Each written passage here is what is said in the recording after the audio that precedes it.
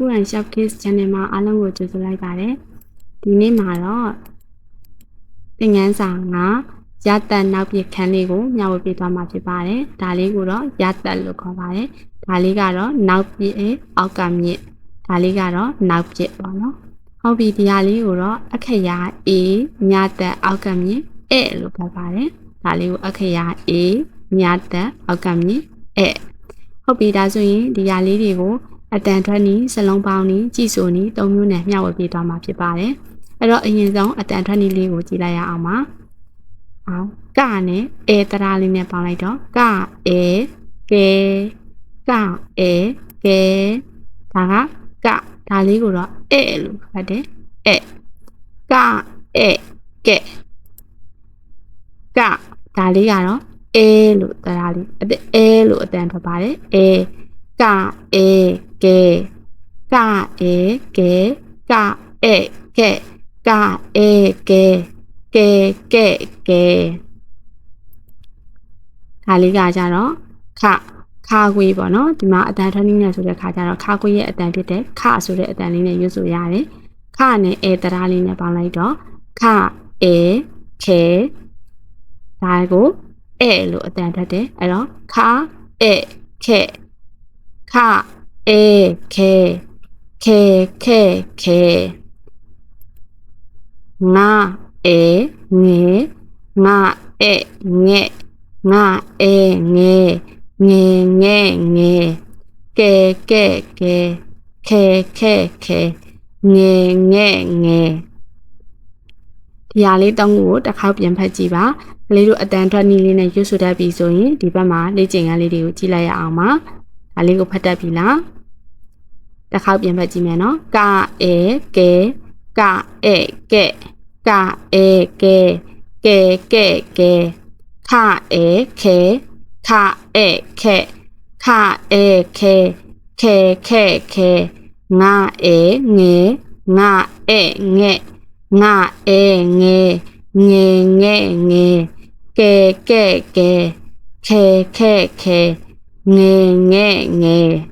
ဟုတ်ပြီဒါဆိုရင်လေ့ကျင့်ခန်းလေးကြည့်လိုက်ရအောင်ဒီမှာပေးထားတဲ့စာလုံးတာဝန်ဘူးထပ်စင်သူနာငယ်ပါဆောင်ဖောက်ထုံးရာကောက်လဝဒါလေးတွေဒီဘီးလေးတွေနဲ့ပေါ့နော်ဒီမှာအဲအတန်လေးတွေနဲ့တွဲဆက်ပြီးတော့မှရွတ်ဆိုကြည့်ပါဒါကအတန်ထွက်နည်းလေးလို့ခေါ်ပါတယ်အဲ့တော့အတန်ထွက်နည်းနဲ့ရွတ်ဆိုပြီးဆိုရင်တစ်ခေါက်ကလေးပြန်ပြီးတော့မှမှတ်မိသွားအောင်ပြောရရင်အတန်ထွက်နည်းနဲ့ရွတ်ဆိုတဲ့အခါကျရင်ဘီးတွေရဲ့အတန်နဲ့ပဲရွတ်ဆိုရပါတယ်ဥပမာစာလုံးဆိုရင်စတာဝန်ဘူးဆိုရင်တထဆင်လူဆိုရင်ထနာငယ်ဆိုရင်နာပေါ့နော်ဒီလိုအတန်ထွက်နည်းလေးနဲ့ရွတ်ဆိုရပါတယ်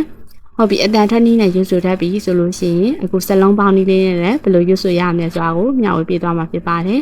စာလုံးရေးရာတာဆဲစာလုံးရေးနောက်ပြအောက်ကမြင်ဆက်စာလုံးရေးနောက်ပြဆဲဆဲဆဲဆဲတာဝန်ဘူးရေးရာတတဲတာဝန်ဘူးရေးနောက်ပြအောက်ကမြင်တဲ့တာဝန်ဘူးရေးနောက်ပြတဲတဲတဲတဲ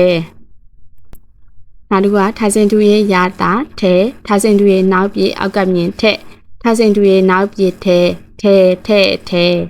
နာငယ်ရဲ့ရာတာနဲနာငယ်ရဲ့နောက်ပြအောက်ကမြင်နဲ့နာငယ်ရဲ့နောက်ပြနဲပါဆောင်ရဲ့ရာတာပဲပါဆောင်ရဲ့နောက်ပြအောက်ကမြင်ပဲပါဆောင်ရဲ့နောက်ပြပဲဖောက်ထုံရဲ့ရာတာဖဲဖောက်ထုံရဲ့နောက်ပြအောက်ကမြင်ဖဲဖောက်ထုံရဲ့နောက်ပြဖဲရာကောက်ရဲ့ရာတာရဲရာကောက်ရဲ့နောက်ပြအောက်ကမြင်ရဲ့ရာကောက်ရဲ့နောက်ပြရဲလာရဲ့ရာတာလဲလာရဲ့နောက်ပြအောက်ကမြင်လက်လာရဲ့နောက်ပြလဲ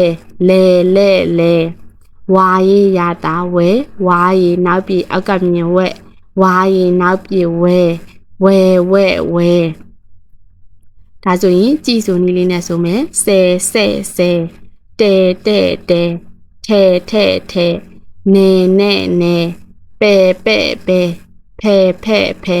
ရဲလဲဝဲဒါကတော့အတန်ထွက်နည်းရဲ့စလုံးပေါင်းနည်းရဲ့ကြည်ဆိုနည်းရဲ့၃မျိုးနဲ့ရွတ်ဆိုပြသွားတာဖြစ်ပါတယ်ဟ ဟုတ်ပြီနောက်ထပ်တစ်ဆင့်အနေနဲ့ကတော့ဖတ်ပါကူးရေးပါဆိုတဲ့သင်ခန်းစာလေးကိုဆက်သွားရအောင်ပါဒီသင်ခန်းစာလေးမှာတော့ဒီမှာပေးထားတဲ့ရုပ်ပုံလေးတွေကိုကြည့်မယ်ပြီးတော့ပေးထားတဲ့စကားလုံးလေးတွေကိုလိုက်ဖတ်မယ်ဖတ်ပြီးသွားတဲ့အခါကျရင်တော့ကလေးတို့ရဲ့လေ့ကျင့်ခန်းစာအုပ်ထဲမှာကူးရေးရမှာဖြစ်ပါတယ်ဒီကောင်လေးမြင်ဘူးလားကလေးတို့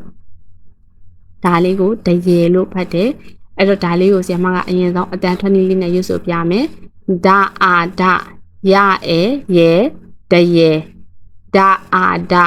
ရအဲရေတရေခအာခဝအဲဝဲခဝဲတာဤတိခဝဲတိခအာခဝအဲဝဲတာဤတိခဝဲတိဟုတ်ပြီနောက်ထပ်တစ်ပုံကိုကြည့်ရအောင်ဒါလေးရပါကောင်းရောဘေဘာအဲဘေဘာအဲဘေဘာအဲဘေအခရာဥဘေဥဘာအဲဘေအခရာဥဘေဥဟာတော့ဘာအဲဘေကာအာကလာအေလေးဘေကလေးဘာအဲဘေကာအာကလာအေလေးဘေကလေး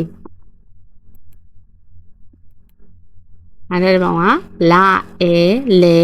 တာအေတေလေတေလာအေလေတာအေတေလေတေဖအာဖရာအေယေတာဤတိဖယေတိဖအာဖရာအေယေတာဤတိဖယေတိလာအေလေတာအာတမအာမလေတမလာအေလေတာအာတမအာမလေတမ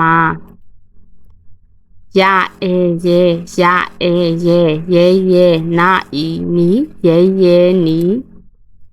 ပါဥပုလာအေလေပလေရေးတော့ပူလဲလို့ရှိရတယ်ဖတ်တဲ့အခါကျရင်ပလဲလို့ဖတ်ရတယ်เนาะ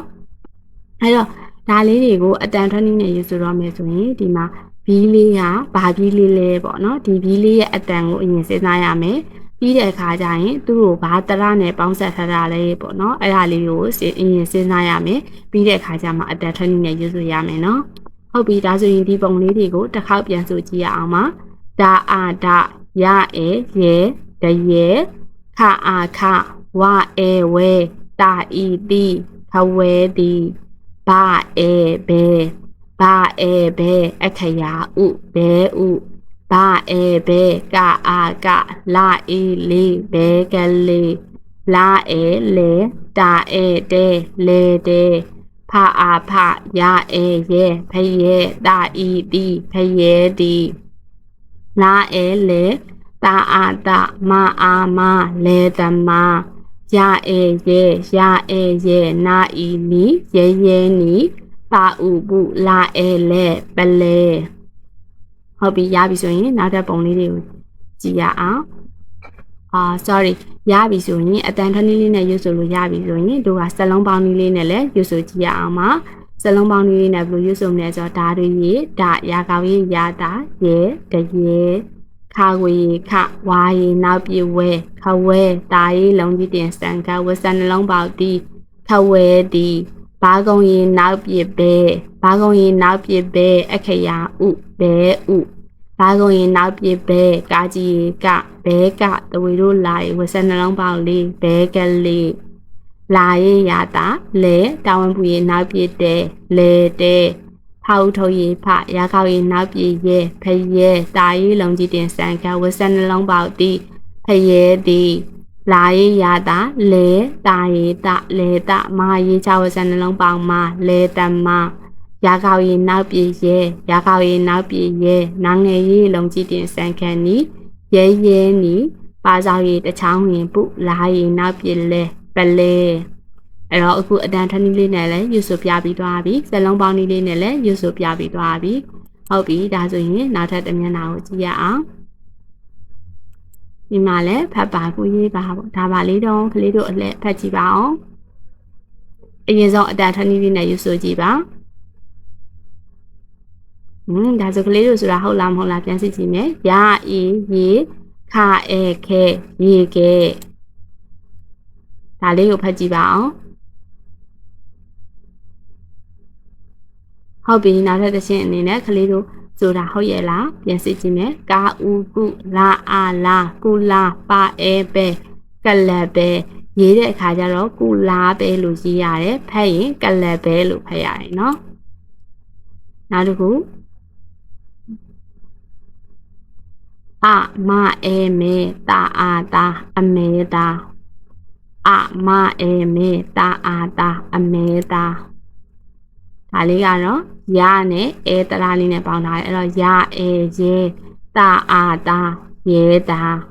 ရေကဲကလပ်ပဲအမဲတာရဲတာဟုတ်ပြီဒါကိုစလုံးပေါင်းလေးနဲ့ပြန်ဆိုကြည့်မယ်တဝေတို့ရာကောက်ရေခါခွေရေနောက်ပြစ်ခဲရေကဲကာကြီးရေတချောင်းငင်ကုလာရေချဝဆန်နှလုံးပေါလာကုလာပါဆောင်ရေနောက်ပြစ်ပဲကလပ်ပဲအာရီအမားရီနောက်ပြစ်မဲအမဲတာရီချောက်စံလုံးပေါတာအမဲတာ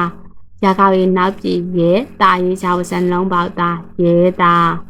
ရီကဲကလပ်ပဲအမဲတာရဲတာ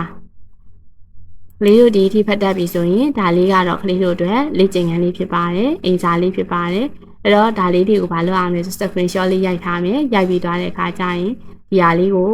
3နည်းနဲ့ကျွတ်ဆိုရပါမယ်အတန်ထွက်နည်းရဲ့စလုံးပေါင်းနည်းရဲ့ကြီးဆိုနည်းရဲ့ဆိုပြီးတော့မှ3နည်းနဲ့ကျွတ်ဆိုကြည့်ပါပြီးတဲ့အခါကျရင်တော့ကလေးတို့ရဲ့လေ့ကျင့်ခန်းစာအုပ်ထဲမှာဒါလေးတွေကိုလေးရေးလှလေးတွေနဲ့ခြာပြီးတော့မှရေးပါနော်ဒီနေ့သင်ခန်းစာလေးကတော့ဒီလောက်ပါပဲနောက်ထပ်ဗီဒီယိုတွေမှာပြန်တွေ့ကြပါမယ်ကြည့်ရှုပေးတဲ့တယောက်ချင်းစီတိုင်းကိုကျေးဇူးတင်ပါတယ်ရှင်